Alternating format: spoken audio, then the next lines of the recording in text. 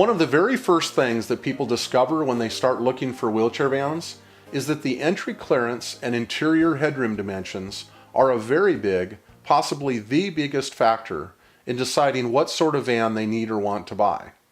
And then depending on their needs, they discover when they begin their search what percentage of vans will actually suit their needs. I suppose my best and most common advice to people about this subject is that it's necessary to determine what is the minimum entry clearance and interior headroom that they can get by with. I suggest this because the unfortunate reality about wheelchair vans is that every inch matters, and every extra inch that is needed, especially regarding certain dimensions, can noticeably decrease the percentage of vans that will suit a person's needs. In fact, for example, if a person needs 53 inches of side entry clearance, about 75% of wheelchair vans will accommodate that. On the other hand, if someone needs 58 inches, less than 10% of personal use wheelchair vans will do. And so you see, the need for those 5 extra inches reduces from about 75% of vans being suitable to only 10%. I often compare and contrast this subject to when a person is having a garage built for their home. When a brand new garage is being built or one is being remodeled, the extra cost of having a roll-up door be 6 or 12 inches taller is very minimal. And so for a nominal cost, you can have a taller doorway and door. A similar truth applies to other aspects of building a new building or doing a remodel. On many projects, several inches or even several feet can be gained for a very reasonable cost. Unfortunately, when it comes to used wheelchair vans, the dimensions are as they are, and it's cost prohibitive to change them, especially when buying at an affordable price range. I say this because the cost of the changes to increase these dimensions range from a few thousand to as much as $5,000 to $10,000 per feature. And so, the search mission often becomes focused very much on dimensions. And the most critical is entry clearance, and the second is interior headroom. So now, let's go back to that point I made about determining the minimum entry clearance and headroom that will suit you.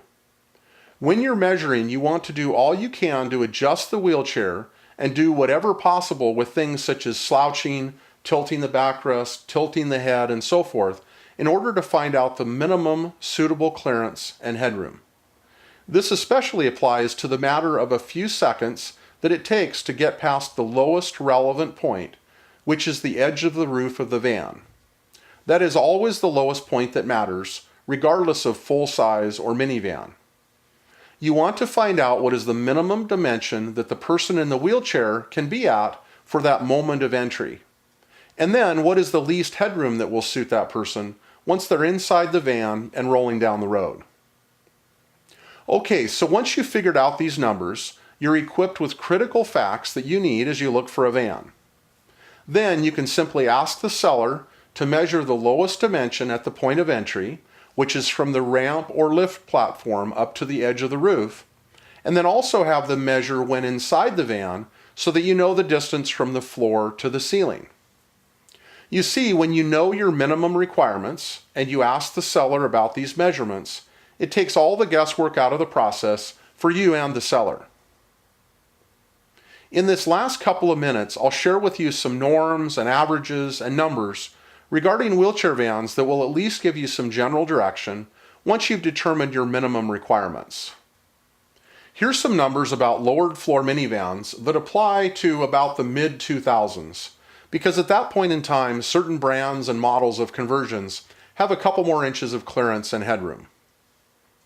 Depending on the year and brand of van and who did the conversion, entry clearance is about 52 to 55 inches, and interior headroom in these minivans is in the mid to upper 50s.